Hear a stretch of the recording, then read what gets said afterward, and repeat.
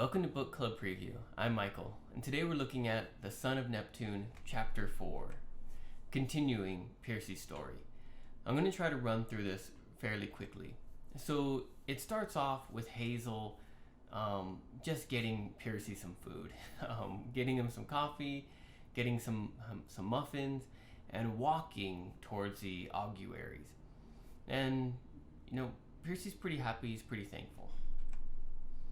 As he's walking, he learns that some of the other demigods, there's about 200 in this camp. Some of them are actually grandchildren of demigods, or sons and daughters of demigods. They're not just born from the gods, which Percy feels is really weird. And looking at half camp blood, like there's no grandchildren that live there, that are now older. So as Percy's walking and he's just kind of learning about this Roman camp is pretty shocking to him. So as they're talking, one of the ghost guys comes up and starts to inspect Percy. His name is, I'm not sure how to pronounce it, it's a Roman name, but Vitellius, maybe? Vitellius. Yeah, I think that's probably pretty close. And this guy, he's a little bit overweight. His belt keeps falling off of him, and he has to keep hiking up his toga. A toga is like the Roman and Greek style of dress, where it's kind of like wearing a blanket as clothes. And he's kind of inspecting Percy. It's like, oh, is he gonna be joining the 5th Legion? He looks a little soft. Can he shovel horse manure? And he's just asking all these kind of questions and inspecting him. Percy's like, what's going on? But Hazel's just like, hey, let him do his thing. And eventually, Hazel distracts him to go run off somewhere else, and then they continue on their journey. Percy continues to find out more about like how people have grandchildren and how people, what? They retire after serving 10 years in the Legion. They can retire and they can get married. They can go to college. They can have children. Whoa, this is crazy. Percy never even thought this is possible, especially after his journey running away from the Gorgons of just fighting, sleeping, fighting, running, sleeping, fighting, running. And when do you have time to relax, to have children? When do you survive long enough to have children? And so Percy's mind is kind of blown. And they continue down the road, and they meet a faun. His name is Don, and he starts coming up to Hazel. Hazel, hey, can you give me some money? Come on, I just need a little bit of money to catch the bus. Well, there's no buses. And he starts to talk to Percy for a little bit, and it's like, hey, do you have any money? Can you give me some money? Percy's like, I don't even know who you are. And he feels a little awkward talking to this faun. And there's this really strange incident where there's something shiny on the road.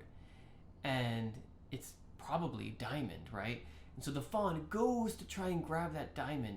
But Hazel really kind of panics and pushes him, boom, and knocks him out of the way. And she grabs that diamond and puts it in her pocket. And she's like, oh. And it's a really weird situation because for Percy, it's like she had just saved him from getting shot, right? Like she had just saved his life. Like if he would have touched that diamond, something would have happened. We don't know anything yet. But there's kind of this situation. And afterwards, Hazel's a little bit shaken up about it. She's kind of, oh man, that was close. Her body language is sharing that. Well, Don doesn't feel too offended, but he eventually leaves. So they're walking and they're looking at all these different temples, and they finally find Neptune's temple.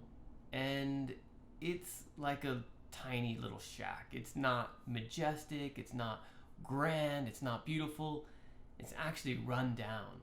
There's cobwebs, there's old moldy fruit. Ugh, it doesn't look good.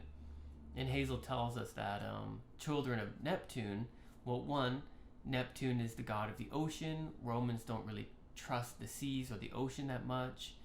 And then the last time they had a Son of Neptune, there was a terrible earthquake, and they think the Son of Neptune was the result of it. And so they just don't like children of Neptune, and no one goes to the shrine. Piercy, however, offers just a few breadcrumbs that he has in his backpack and just says, "Hey, Dad, I need you here. Please be with me." And Hazel's like, "Hey, we got your back. It's going to be okay." They continue down the road to finally Jupiter's temple. And Jupiter's temple is just amazing. It's just crazy. And then in the middle, there's one guy, Octavian. And Octavian is the prophet or the augury, and he's the one that gets to read the signs to understand what the gods are saying. And as he's doing that, clouds are gathering, red lightning is shooting down, and he's looking in some stuff, which we find out is just they use a stuffed animal, and they open up the stuffed animal and look at that. And he meets with Piercy, and he's like, "Okay, let me read your future, see if you can be on our side or not."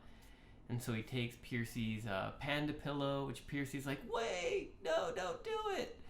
And he cuts open the panda pillow, and he looks, and he's like, "Oh, yep, Piercy can join us. It's okay." As they're leaving, Octavian, he reminds Hazel that she should vote for him for the new praetor, because he really wants to fill Jason's seat. But it's also his job to find Jason.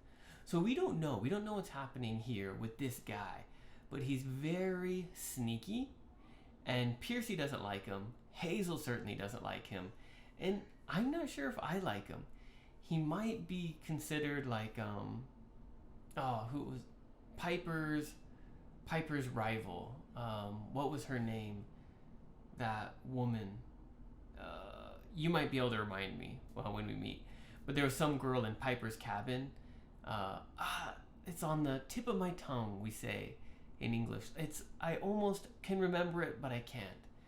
Well, for Piper, she was kind of a rival, and even though she was in Camp Half-Blood and she was a demigod, she was still kind of one of the villains or one of the obstacles. I think Octavian might be that kind of person in this story. He doesn't really seem like a good guy at all. Finally, Hazel and Piercy leave, and then Hazel finds out that her brother's in town. Piercy and Hazel go meet her brother, and we find out his name is Nico D'Angelo, which means nothing to me, but I feel like if you read the Piercy Jackson series, you might know who this person is. I don't know who it is, but if you read the other series, you might have some insight. And you might want to share it with us. I don't know. It might be a spoiler, so you might want to keep it a secret, but when we meet together, you can ask us if we want to know. Well, and that's how the chapter ends. Vocabulary. The first one, inhaled the muffin. Piercy ate the muffin so fast, it was like he inhaled it. So we can say when someone eats something quickly, they inhaled the food. Cohorts. Cohort is like a group.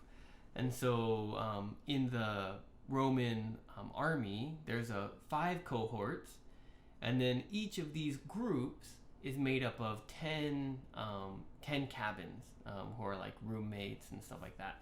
So that's what a cohort is. It's a giant group. Humor him.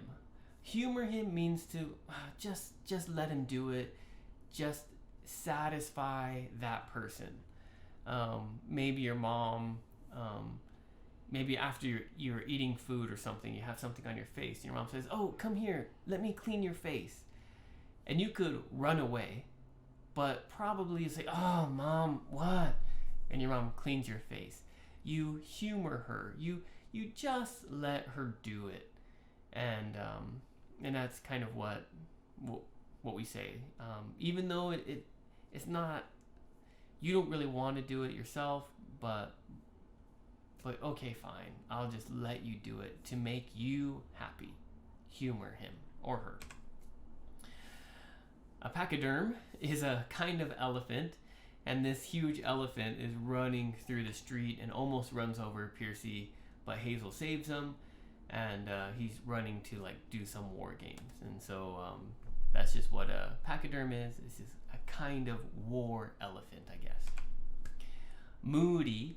This is someone who is in a bad mood, so they don't want to talk that much, or they don't want to say much, or when they say something, it's really sharp and not kind.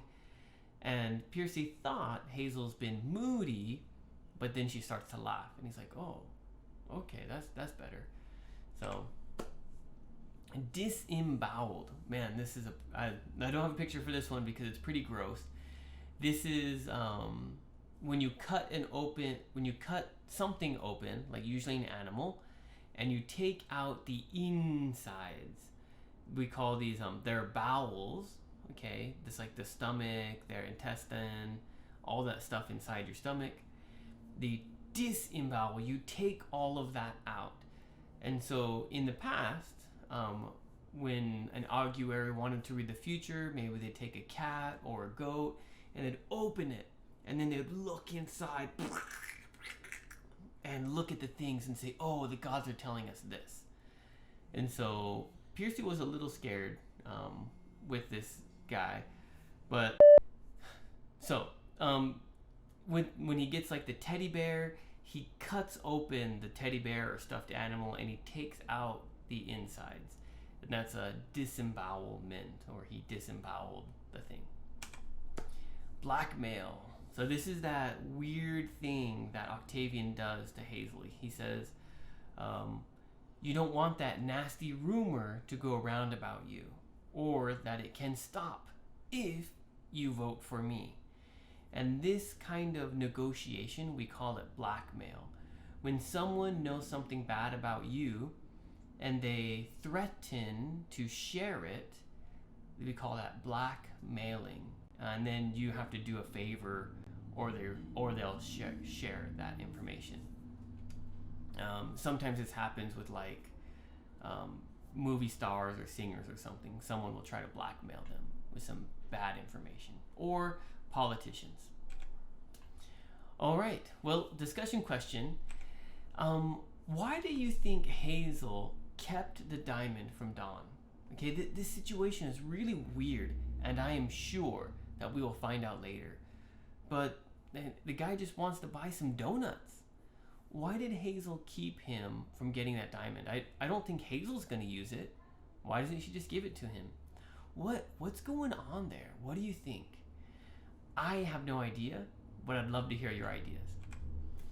Also, please make your own discussion question. There are so many different things we can talk about in this chapter. Pick one, and we'll talk about it when we get together. Well, that's all the time that we have for today. But thank you so much for joining me for this episode of Book Club Preview. I'll see you guys soon. Bye-bye. Hey, if you have any questions about the video today, please feel free to leave a comment in the comment section. If you had any other vocabulary words that you wanted to know what they meant, let me know. And also, if you're interested in maybe joining one of these book clubs, please leave a comment and I'll get back to you. Thank you so much for watching. Bye-bye.